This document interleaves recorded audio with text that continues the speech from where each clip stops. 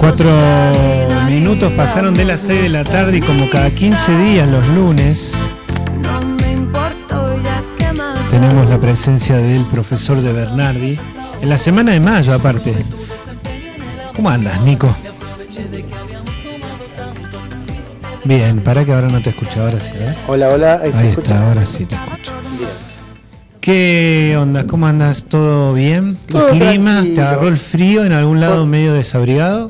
No sabía que se venía en cierta forma y me gusta el frío. Lo previste. Totalmente. Me avisaron del... ¿Te avisaron? Hay un compañero que está en el servicio meteorológico y manda por los grupos de fútbol y del colegio los informes, entonces como que entre el ámbito docente circula la información. Uy, decirle que nos lo mande, bueno, así tenemos te conecto, info sí, si necesitas, creo anterior. que está en la estación meteorológica de Villa Dolores. Uy, con más razón, sí, si cada tanto podemos hablar para entender y cómo andan, porque nosotros lo tomamos del Servicio Meteorológico Nacional o de Geoclima de acá, pero... Claro. Como da la sensación de que cada vez son menos, viste, en la web misma lo ves, da la sensación de que van sacando gente todas las semanas. Sí, totalmente. En este caso le pegó bastante bien a la ola de frío del sábado a la noche y esa cuestión. Mira, muy bien. Quiero contarles de que me acaban de traer para que tengamos en la biblioteca acá de la radio, que tenemos libros de Rodolfo Walsh, al ladito del de Rodolfo Walsh, el del viejo y querido Alfredo Leiría, vecino de acá del Valle,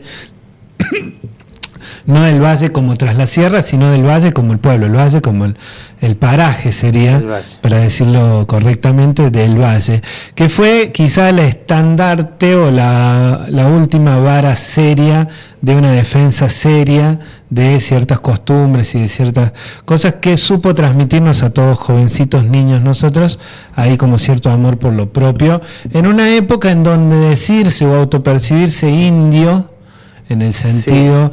Era medio vergonzante.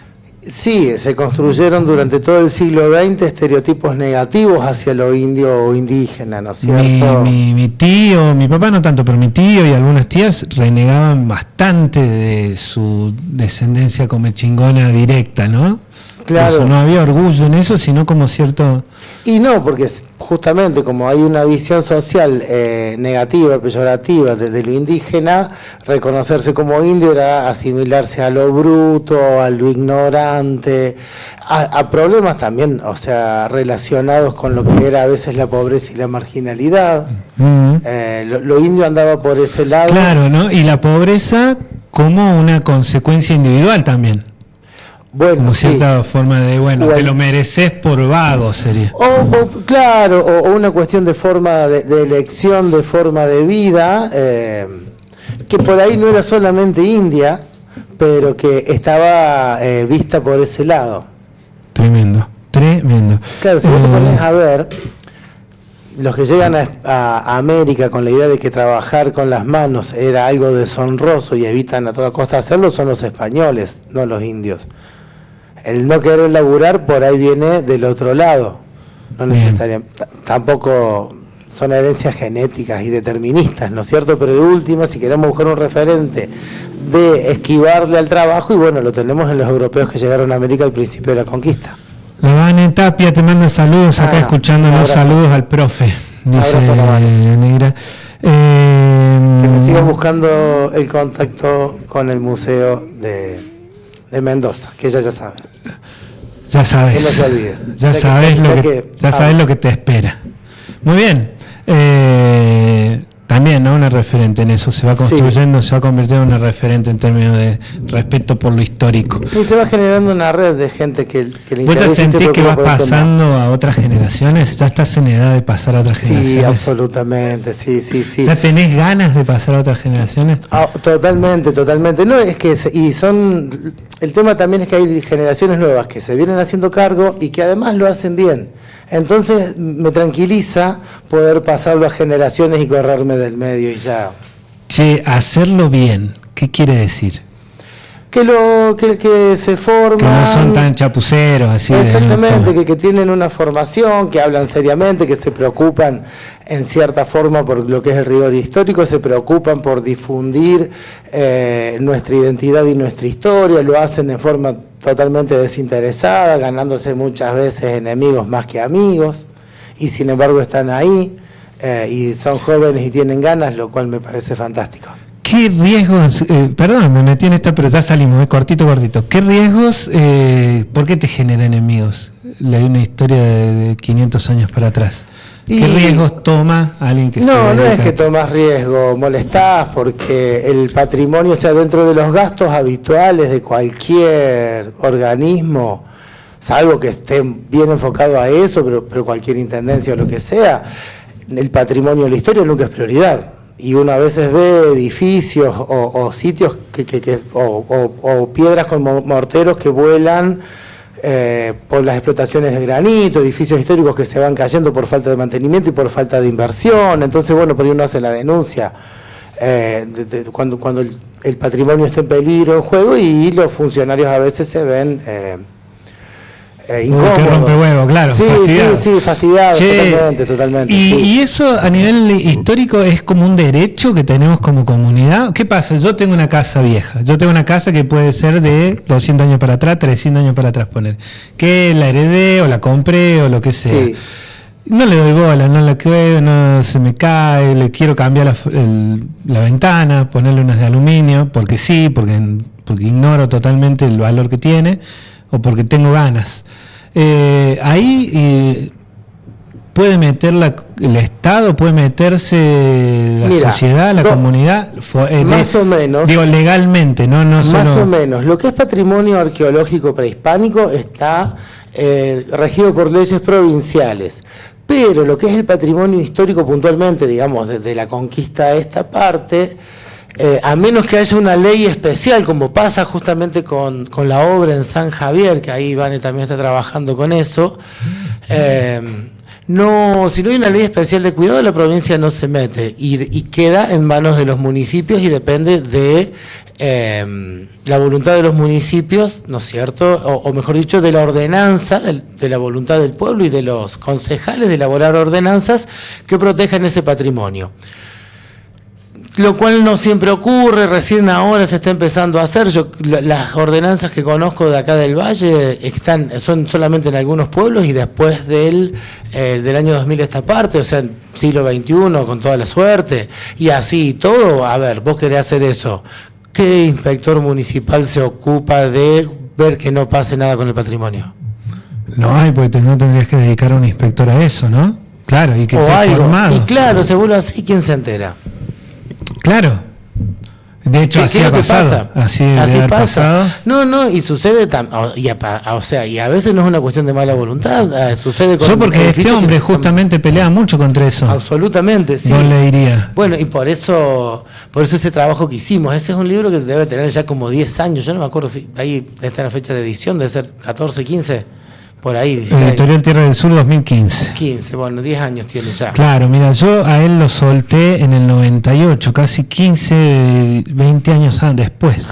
Mira. Antes, digo. Y después pudieron hacer un libro y todo. Qué gran trabajo hicieron. Sí, ahí tuvimos varias horas de grabación. Es casi todo la palabra de él. Hay algunas intervenciones nuestras poniendo en contextos algunas partes de su vida para que se entiendan, digamos, qué estaba pasando en ese momento, pero muy cortito. Sobre todo él va relatando, no tanto su vida, sino sobre todo sus conocimientos. Ahí vamos ahí, no es una biografía. Este era de alegría para los que no. Y este era en sus manos, claramente. Muy generoso con sus conocimientos. Realmente fue... Y bueno, si no fue el primer militante que yo conocí seriamente, le pegan el palo. Pero sí, casi seguro que fue el primer tipo que defendía una idea, independientemente de lo que generaba de vuelta. Es que tenía una cabeza muy importante, que también tuvo mucho de arte. Capaz que acá en el pueblo no se conoció, no se apreció todo lo que él se formó también cuando estuvo en Buenos Aires. Y bueno, y por eso te digo, lo artístico o ciertas declaraciones de él acá que generaban como un escozor, como una incomodidad, sobre todo esta cuestión de reivindicar lo originario, lo indio, en un momento en que no lo hacía nadie. Claro. Claro, por eso lo reivindicaba, y lo reivindicaba con orgullo, y era reconocido ese orgullo. A mí me llamaba la atención porque estaba reconocido. Digo, él era respetado por eso. Sí. Pero al mismo tiempo nosotros nuestros padres, nuestras generaciones, no replicaban su trabajo, sino que era como una excepción. Agarré a alguien que, mirá qué bueno, qué bien, qué sé yo, ponétele fe a Cris Morena. Digo, es como que sí. Eso se daba como, bueno, reservamos el lugarcito para la defensa de la cultura a este señor, en este caso. Sí, mira, yo creo que eso puede ser, digamos, porque él era un gran autodidacta. Entonces a veces uno para hablar tiene que saber. Capaz que muchos de sus vecinos no buscaron la información, por más que pensaran igual que él y a él lo respetaran. Él se movió, se calentó, se formó, estudió acá, tenía contacto con arqueólogos o con gente que estaba en el tema, hizo cursos, aparte desarrolló toda una variedad de oficios y de saberes. Entonces yo creo que él ahí tenía autoridad para hablar, que por ahí no sé si todos sentían que tenían esa autoridad. Claro. Ahí yo creo que en su fase autodidacta está mucho de ese potencial que él después podía soltar, o sea, ofrecer, nos ofrecía al resto sus conocimientos muy generosamente, pero bueno, uno también lo escuchaba porque te das cuenta que el tipo sabía mucho. Sí, sabía que había dedicado gran parte de su vida entera a defender eso. Te iba a hacer 2 preguntas, pero nos metemos de lleno en el tema, porque estamos en la semana de mayo, pero yo todas las mañanas arranco el programa a la mañana leyendo qué pasaba, o por lo menos en ese día. ¿A quién estoy leyendo yo? Contame eso cortito nada más, todas las mañanas, para saber qué es lo que pasó esos días previos al 24. ¿A quién estás leyendo exactamente? No lo sé de dónde viene, o de dónde sacaste vos, pero puntualmente el que armó esta idea de la semana de mayo que aparece en el Villiquen, que es tradicional, del 18 de mayo llega, que no me acuerdo si era el Fragato, que con las noticias de que había caído había caído la Junta Central de Sevilla. Fernando estaba preso hacía 2 años. Bueno, el que arma todo eso es Vicente Fidel López, el hijo de Vicente López y Planes, el autor del himno nacional. Sí. Él era un intelectual de la época y va a ser uno de los primeros historiadores contemporáneo a Mitre, contemporáneo al momento en que Mitre escribe la historia de San Martín y la historia de Belgrano, pero siempre se lo acusó de más literario que histórico a Vicente Fidel López. ¿Por qué? Porque en realidad él arma un librito, un pequeño libro que se llama La Gran Semana de Mayo, donde está día por día qué pasa en cada día, y él pone como prueba supuestas cartas y notas de los protagonistas que en realidad son apócrifas. Él mismo lo reconoce, él dice, no son reales estas notas y cartas, pero... Como Tomás Eloy Martínez. Él lo que dice es que él se cría, o su padre va a ser un hombre de Mayo. Entonces, él se cría con todos los relatos y dice, lo que estoy haciendo acá es sistematizando y sintetizando esta información que yo ya tengo, porque me contaron los amigos de mi padre, mi propio padre, lo que él estuvo y vivió, con eso lo arma, pero las cartas para hacerlo, yo no acuerdo sus palabras ahora exactamente, pero más entretenido, más dinámico. Esa es su propuesta en el mismo prólogo. Claro. Y después arranca 18 de mayo, 19, 20, 21, 22, 23, 24, la junta que propone el virrey, que la rechazan, 25, la nueva junta, etcétera. Lo que dice Castelli. Después hay otros documentos que fueron ampliando sobre eso. Por eso te digo, quizá lo que vos tengas, seguramente, o sea, no creo que hayas encontrado el original de 1880. No, estoy leyendo claro. de Wikipedia. De todos modos, sin ningún tipo de rigurosidad histórica, más que internet, todas las mañanas estamos haciendo un análisis de cómo nos hubiera gustado. Seguramente lo que leemos es lo que nos gusta saber de la semana de mayo y cómo vamos aferrándonos a cierta idea bueno, somos este país que nació más o menos de esta manera. Pero bueno, hoy vamos a hablar de otra cosa. Hoy vamos a hablar de otra cosa y vamos a hablar de uno de los cronistas de Indias y quizás el primer mestizo americano reconocido internacionalmente. Mestizo americano reconocido internacionalmente, a propósito de Don Leiría. Exactamente, justamente reivindicando, ¿no es cierto?, estas raíces. Gómez Suárez de Figueroa, más conocido como el Inca Garcilaso de la Vega. Bien. Es un literato español. ¿Cómo es el nombre? Su nombre original era Gómez Suárez de Figueroa. Gómez Suárez de Figueroa, mira, es el nombre del Garcilaso y ¿El Inca Garcilaso de la Vega o es el mismo Garcilaso de la Vega que estudiamos en la secundaria? Es el mismo que estudiaste. No, pará. Hay dos Garcilazos de la Vega. Está el Garcilaso de la Vega solo, que es un poeta español. Ese. Tío del papá del Inca Garcilaso de la Vega. El Inca Garcilaso Pero de la cuando Vega. él empieza a escribir, cuando Gómez empieza a escribir hacia 1590 aproximadamente, él ya adopta primero el nombre de indio y después ya directamente de Inca. Inca Bien. Garcilaso de la Vega. Inca Garcilaso de la Vega. Sí, a él le ponen también el Suárez de Figueroa porque en realidad vos todavía en aquel momento no era que heredabas directamente tu apellido paterno, sino que podías elegir. Y venía de una familia de mucha prosapia, entonces los Suárez de Figueroa eran digamos, un apellido muy reconocido en la familia y por eso a él le ponen ese apellido en un principio. Pero después él reivindica el apellido de su papá. Su papá era Inca. No, su padre era el Sebastián Garcilaso de la Vega y Vargas, un español conquistador que llegó a Perú con Pizarro. Mirá. Cuando llega Pizarro a Perú, sí. 530, 1540. Entre 1530 y entre 1532 y 1535 se lleva adelante la conquista del Perú Sí. y las luchas que va a llevar adelante Pizarro y Almagro en contra de Atahualpa.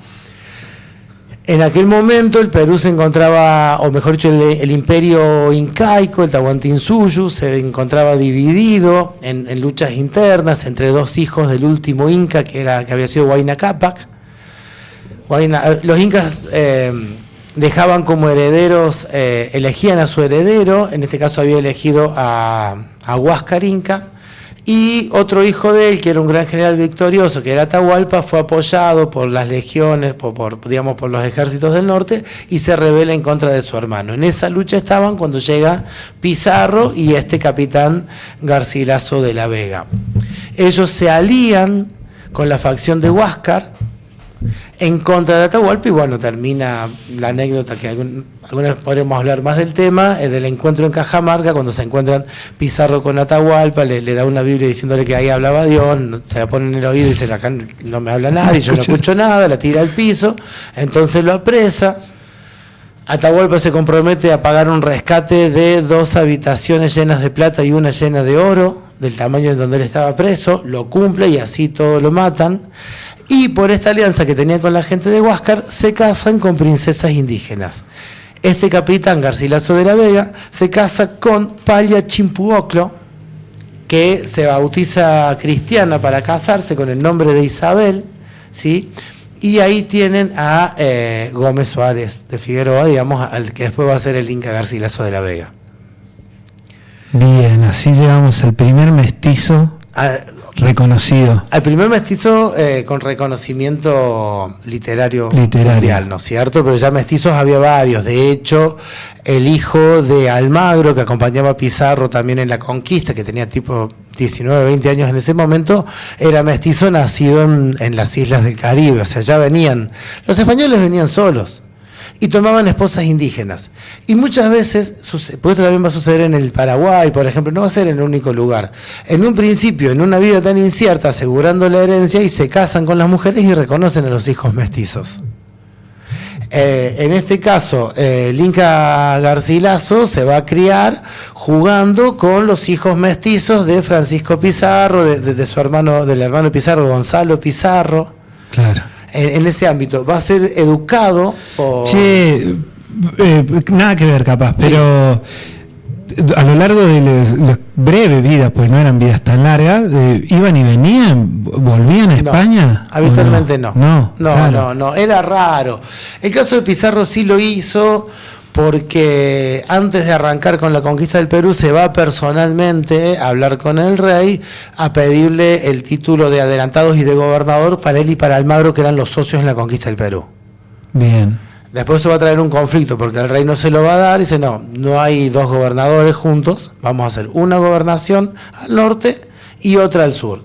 Desde Panamá, 200 leguas hacia el sur, es la gobernación de Nueva Castilla, que tenía Pizarro, y de ahí para el sur, 200 leguas más la gobernación, creo que de Nueva Galicia, que iba a ser de Almagro.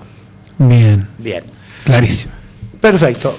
Los conquistadores españoles llegan hombres solos, se casan con princesas incas como parte de esa alianza, toman los viejos castillos incaicos, porque a la llegada de los españoles había habido 11 incas y cada uno hizo su castillo donde guardaban su momia y su familia quedaba cuidando la momia, que eso era una huaca, era algo sagrado esa momia.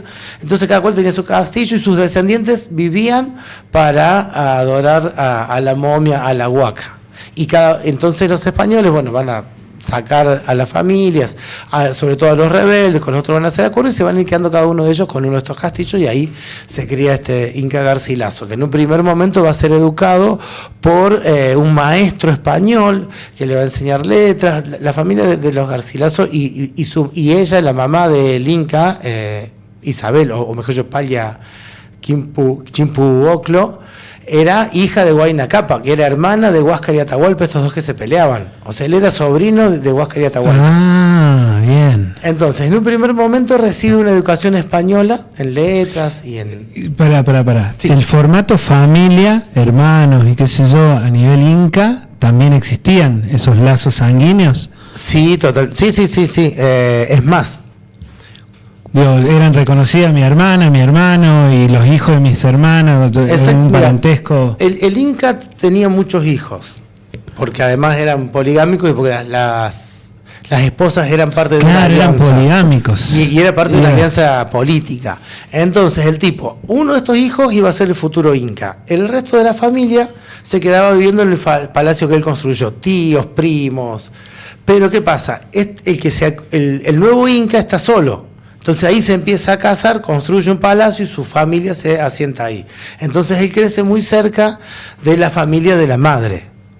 Bien. De los tíos, de los hijos, en la casa de Huayna Cápac. Y ahí había una convivencia entre los españoles y los incas cultural. Sí, en un primer momento sí. Ahora, ¿qué pasa? Cuando él tenía más o menos, no sé si 7, 8 años por ahí, ya la corona lo empieza a presionar a Sebastián Garcilaso, el padre de él, para que se case con una española. Le quieren anular el matrimonio con la princesa inca. Él tiene que acceder en ese momento. Entonces, si bien anula el matrimonio, le consigue un marido a Isabel, a la mamá del Inca Garcilaso, y le da una muy buena dote, como para que esté tranquila económicamente. Un marido español. Un marido español, un soldado español de menor rango que él, que dentro de todo estaba bastante bien en ese momento. Qué sensato todo. Sí, no, muy bien este tipo. Es más, no hay ahí pulsiones pasionales en toda la explicación histórica. Hace una gran decisión sensata de, bueno, me tengo que ir, hay que ir a recuperar. Es más, el Inca se va a los 20 años a estudiar a España por la herencia que le deja el padre. El tipo se encarga de dejarle los estudios y futuro asegurado. Ajá. A su hijo mestizo. Si bien tiene que renunciar a su esposa, no hay pormenores de cómo era la relación entre ellos antes. Sí. Pero evidentemente hay un muy buen trato y él sigue teniendo trato con el padre permanentemente, pero después de esa educación española y cuando medio los corren un poco por presión sobre todo también de la Iglesia Católica, ¿no es cierto? Él se vuelca más sobre la familia materna y ahí además recibe la educación de los amautas, de los viejos sabios quichua. Él nace en 1539, o sea, unos añitos después que cayó el Imperio Inca. No hacía 10 años que había llegado Pizarro por primera vez al Perú cuando él nació. ¿Los amautas? Los amautas eran los sabios, un poco sacerdotes, pero sobre todo sabios y quienes enseñaban, ¿no es cierto?, transmitían historia incaica, la lengua quechua y en su momento el manejo del quipu. Ah, mira. Que era lo que se le enseñaba a todos los hijos de los caciques, los llevaban a estudiar al Cusco. Él se cría en el Cusco con estos amautas y ahí escucha todas las historias del viejo imperio inca, ¿no es cierto?, de la mano de sus tíos que lo vivieron hasta grandes. Uh-huh. Él en la adolescencia se ve envuelto un poco en las guerras civiles, o sea, esta cuestión que te había dicho que a Pizarro le habían dado una gobernación y desde ahí para el sur a Almagro otra. A Pizarro le había tocado la parte rica del Perú donde estaba el Cusco y Almagro se sintió defraudado, con lo cual vuelve y se enfrenta a Pizarro. Ahí el padre de él, Sebastián Garcilaso, queda del lado de los pizarristas, que en su momento van a tener idas y vueltas, van a ser desplazados, después toma la posta, porque a Francisco Pizarro lo matan, a Diego de Almagro lo matan los pizarristas, a Francisco Pizarro lo matan los almagristas. Gonzalo de Almagro toma la posta en contra, domina a los almagristas, pero se enfrenta a la corona. Y durante unos años, entre 1551 y 53, estuvo prácticamente independiente América del Sur, en lucha contra la corona española, hasta que finalmente la corona pudo volver a dominar el territorio. Él está en medio de estas luchas. Si bien era joven en ese momento, era adolescente, tiene episodios donde le ayuda al padre a huir por los tejados porque lo venían a buscar para achurar los enemigos. El padre, cuando muere, justamente le deja la herencia, y cuando él recibe esa herencia se va a España. Allá se va más o menos a los 20 años, en 1560 aproximadamente. Allá primero va a hablar con el rey, porque, bueno, en teoría le debían una serie de encomiendas. Las encomiendas eran grupos de indios para trabajar y tierras, una serie de recompensas por la conquista del padre. Ahí se la niegan porque dicen de que el padre había apoyado a Gonzalo Pizarro y que lo había ayudado a huir en un momento que lo iban a buscar para justiciarlo, la corona misma. Entonces le niegan todas esas recompensas, lo acoge un tío por parte del padre y comienza una carrera militar. Durante 30 años, entre 1560 y 1590, él va a ir desarrollando esta carrera militar y se va a transformar en capitán. Va a tener el grado de capitán, pero no vuelve nunca a América. Ah, no vuelve. No vuelve más. Y hacia 1786, se retira de lo militar en 1790, pero unos 4 años antes, en 1786, comienza a escribir. Hace una traducción de un libro de filosofía de León Hebreo, que se llamaba Diálogos de Amor, muy conocido en su momento. El mismo Cervantes anda por Melilla y conocía la obra del Inca Garcilaso de la Vega. Y ahí empieza a cartearse y a buscar sobre todo soldados o paisanos que viniesen del lado del Perú para buscar información. Y él se cartea con sus familiares incas, pero también trata de buscar las crónicas de los soldados para hacer una gran historia del Perú. Y ahí es cuando sale quizás lo que sea su obra cumbre, que es Comentarios Reales. Ajá. Comentarios Reales se llama así porque él lo que decía es que los españoles que habían cronicado la conquista de América habían mentido sobre los indios, haciéndolos ver como brutos y no sé qué. Entonces, estos comentarios reales no tienen que ver con la realeza, sino con la realidad, digamos. Así era el Perú, que le contaron sus parientes. Y sí, Nico, ¿y había interés cultural por la aristocracia intelectual española, sí, ponerle por la cultura de las Indias?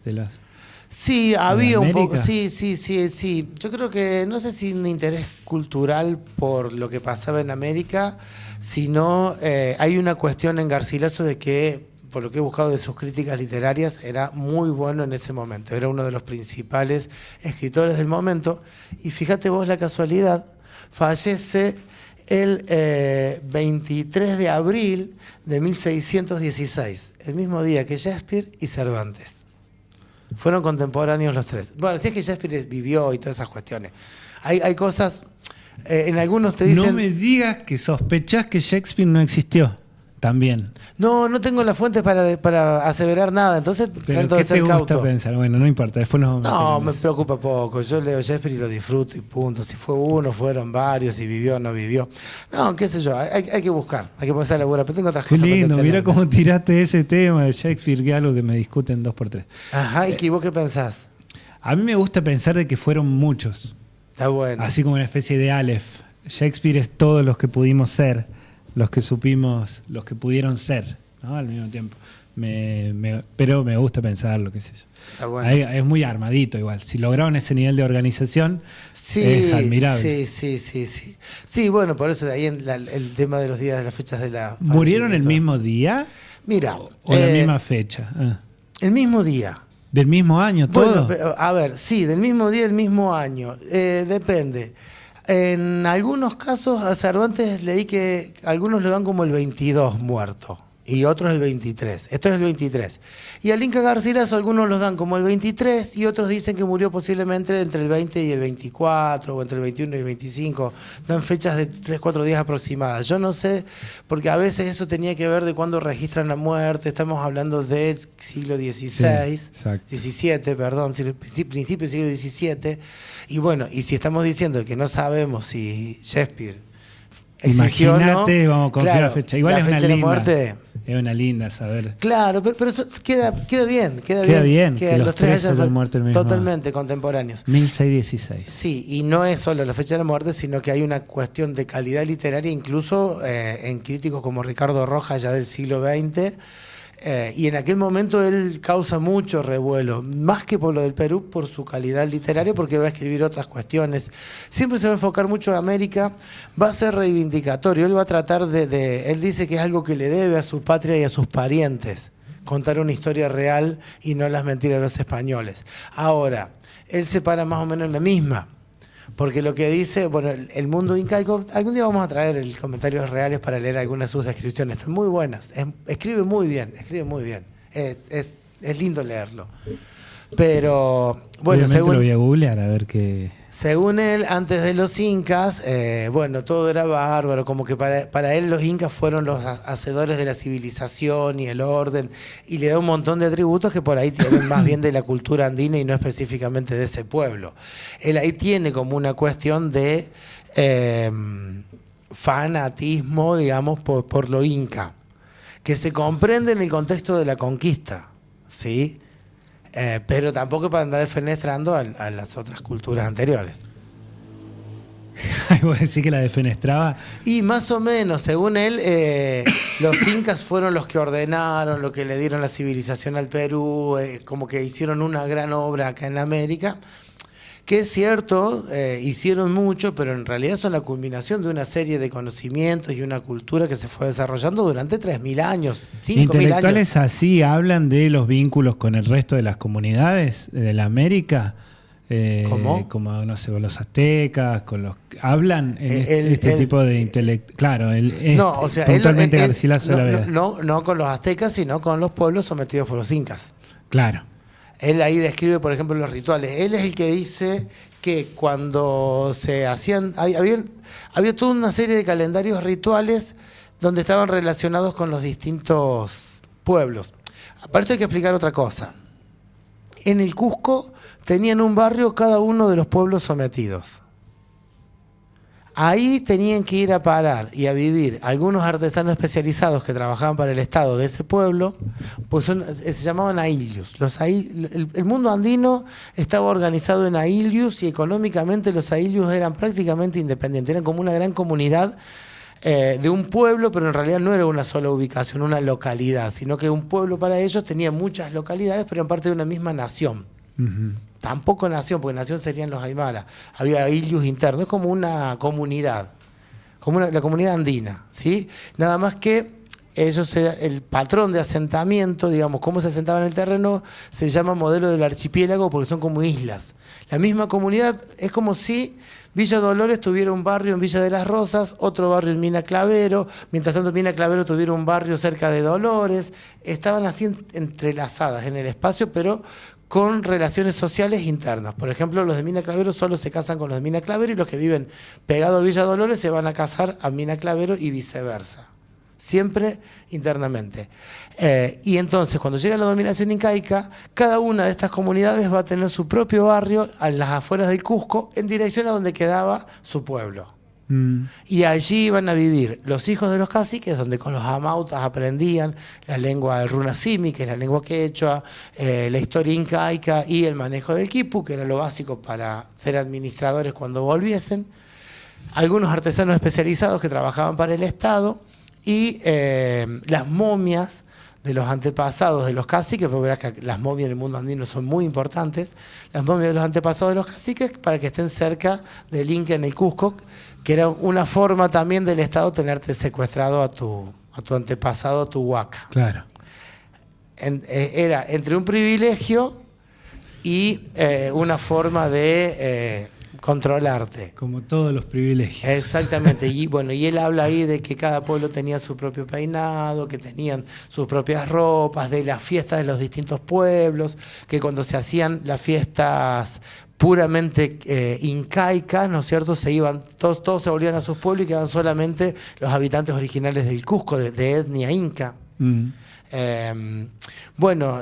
Describe costumbres, describe religiones, describe la historia. Él, yo creo que es un poco, por lo menos es el primero que empieza con la leyenda esta de Mama Oclo y Manco Cápac, que salen de las cuevas de Pacaritambo y Inti el Sol les da una varita de oro y dice: ustedes vayan caminando, tanteando el piso, que cuando se clave, ahí tienen que fundar una ciudad. Y iba ahí Manco Cápac con la varita clavándola en el piso hasta que en un momento le pega y se hunde y desaparece en el piso, y ahí se funde el Cusco. Bueno, todas esas historias vienen del Inca Garcilaso de la Vega, de la parte 1 del Comentarios Reales. Hay una parte 2 que salió con el título de Historia General del Perú, cuando ya habla de la conquista española. La 1, el Comentario Reales original, es todo ese mundo andino que a él le contaron los viejos, pero que además él y esto, fíjate vos, es oficio de historiador, fue buscando por carta, como entrevistando y buscando distintas versiones para ir armando esta historia del Perú. Después también hizo la historia, la Florida del Inca, me parece que es la historia de la conquista de la Florida. Hay tiene varias obras. Comentarios Reales es, según dicen, no solamente su obra más famosa, sino su obra cumbre, como la más linda, la mejor hecha. Impresionante, Nico. Impresionante. Casi una hora charlando sobre... Y aparte se abre para todos lados. Che, si venimos a esta semana de vuelta, no la semana de mayo, sino esta semana en Villa Dolores. Ah, sí, tenemos un par de anuncios. Si no te vas a ir, nos vamos y no lo anunciamos. Inca Garcilaso queda agendado ahí, Historias Reales.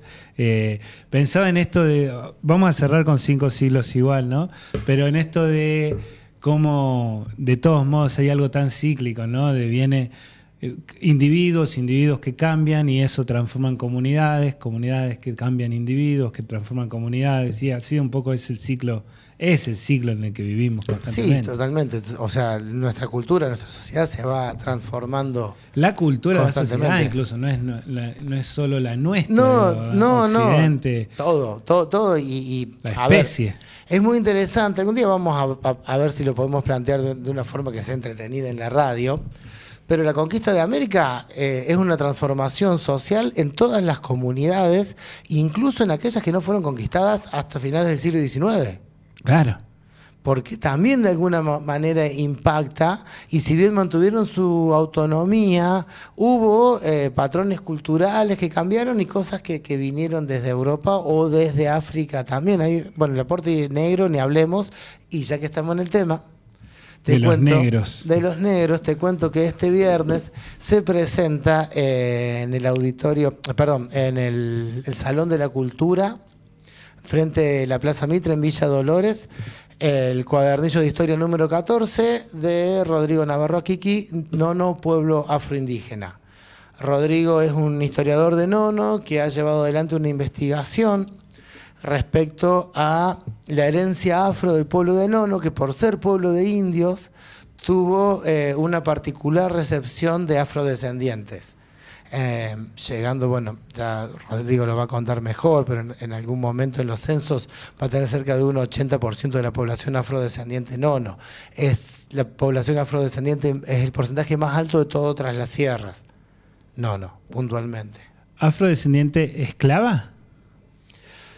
Sí o no necesariamente, porque en realidad esclavizados llegaron en un principio, puede haber habido, digamos, negros libertos y seguramente muchos negros cimarrones. Los negros cimarrones eran los que se escapaban, los escapados, claro. Exactamente. Acá tras la sierra particularmente fue un receptor importante de esclavizados fugados, y dentro de Tras las Sierras me parece lugares como Salzacate o Nono o los que eran los pueblos de indios fueron particularmente receptores. ¿Por qué? porque el censo lo pagaban por indio de apellido, o sea, por varón descendiente en familia directa del jefe, del cacique o de los indios originales. Mientras que los hombres que venían de afuera y se casaban con las mujeres, trabajaban junto con ellos, juntaban para pagar el tributo, pero no eran contados al momento del cobro, digamos. Si tenías, poner en una comunidad, 25 hombres, de los cuales 15 eran indios de la comunidad y los otros 10 eran negros, trabajaban los 25, pero cobraban tributo solamente por 15. Entonces, de esa manera fueron recibiendo, y bueno, incluso los últimos caciques de Nono fueron afromestizos. Nos van a evadir impuestos. Totalmente. Sí. Mirá vos, viernes entonces en Villa Dolores. Viernes a las 20 horas en el Salón de la Cultura, ahí en la Sala de Arte, al frente de la Plaza Mitre. ¿Y la presentación de un libro qué es? ¿Qué implica? Charlar un rato sobre el libro en sí, para también podemos hacernos del libro, comprarlo. Sí, totalmente. Ahí publicado. El libro está, sí, o sea, la idea es que uno lo presente y lo pueda vender. Va a haber algún evento musical. ¿Afro también así? No me autorizaron a dar detalles y después, pero todo legal. Sí, todo legal y con más relevancia de la que nosotros creíamos. ¿Ah, sí? Sí. Es que sí, la verdad, las notas que nosotros publicamos con Agui, que el general Pablo lo sacó ya 2 veces a la mañana, tienen mucha repercusión también. Es un tema que nos cruza. Y el libro y la temática. Bueno, y sí, Rodrigo va más o menos a contar de qué se trata, del libro, lo va a mostrar y va a hablar un poquito el contenido, y después de la presentación seguramente también, los libros van a estar a la venta a precio promocional, así que el que quiera aprovechar, muy bien, va a estar a mitad de precio. ¿Eso dónde se edita? ¿Quién edita? Eso lo edita la Junta a través de Ediciones del Callejón, de los Hornillos de mi amigo Ricardo Di Mario. Qué grande, Ricardo. Y otro anuncio más, si tengo tiempo, ya me estás echando, ya me tengo bien. No, está muy bien. Perfecto. La semana que viene comienza nuevamente este año. Aparte? No me daría bueno, pero digo, no quiero. No, estaba mirando porque me acaban de mandar un pebete y una Coca-Cola para ver el partido hoy de Independiente Boca. De regalo. Mira qué suerte. No sé qué quiere decir, si se están burlando o qué. Bueno, viste que a veces pasa que cuando la vida te sonríe no sabes si se ríe de vos o se ríe con vos. Pero bueno. Bien, te comentaba, la semana que viene comienza nuevamente este año el ciclo de charlas de la Junta de Historia de Villa Dolores. En este caso, el año pasado había sido en el auditorio de Sendo, esta vez nos vamos al auditorio municipal, que está ahí frente al Teatro Griego, al lado de la Municipalidad de Villa Dolores. ¿Auditorio? Sí. ¿500 personas? No sé qué, pero el de Sendo tenía 70 y algo, y la verdad que en todas las ocasiones nos quedó chico, no nos alcanzaron las butacas, gente sentada en la escalera, medio incomodidad por ese lado, entonces dijimos, bueno, buscamos un lugar un poquito más grande. Bueno, ahí la Muni de Dolores aparte tiene un canal de streaming, una vez se lo pueden streamear también, estaría bueno ahí tirarles como idea. Puede ser, sí, yo no se me había ocurrido. Pero podría ser.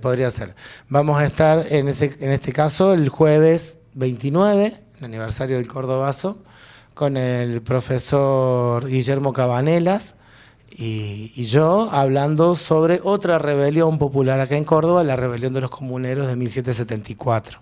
Bien. La rebelión del común, que acá hemos alguna vez charlado del tema. Lo hemos hablado. La rebelión del común. Pero pueden ir a escuchar lo mismo, más allá que ya lo hayan escuchado. No, aparte es una... es difícil encontrar momentos heroicos en la historia individual de cada uno, ¿no? Ni habla de su línea sanguínea, que si uno quiere disfrazar a algunos, el abuelo cuando en su momento se acuchilló, qué sé yo. Pero no hay tantos momentos heroicos. Y la verdad es que la revuelta de los comunes fue uno de los momentos heroicos que tiene nuestro valle, así como momento de... ¡Wow! El coraje ganó al interés. Puede ser. Decide que sí, se ve la... Sí, vos decís que no, el interés por defender la tierra, el patrón que los mandó. Había algunas cuestiones con la CICE y el cabal, algunas cuestiones con los impuestos. Estaban metidos Juan Arias de Cabrera y Enrique Olmedo, dos grandes estancieros. Claro, los estancieros que los mandaron. Sí, pero de todas formas está buena la visión de que los paisanos... Tenemos que tener nuestro Cabral. Está bien, sí, es que está bien, yo no creo en la construcción de héroes, me parece que todos fueron seres humanos que en su momento hicieron lo que pudieron ante la situación que se les presentó. Entonces a veces me cuesta, que es la visión que tiene Compromiso Pochano con el tema de los comuneros y... la cosa heroica. La cosa heroica. Y sí, en parte sí. Pero a falta de toda generación necesita su Maradona, tiene que tener su Maradona. Alguien a quien colgar. Su Che, su Perón. Puede ser. Otro Maradona no va a haber. Ahí va a estar difícil. Por eso, pero su generación, estos pibes tienen a Colapinto, qué sé yo, todos tienen que. Cada generación necesita, y esa generación no tenía. Digo, para atrás, acá en Tras la Sierra puntualmente. Che, esta tierra se la jugaron a que es interesante. No, pero aparte, o sea, nosotros reivindicamos el momento, pero por ahí desde otro lado, ¿no es cierto?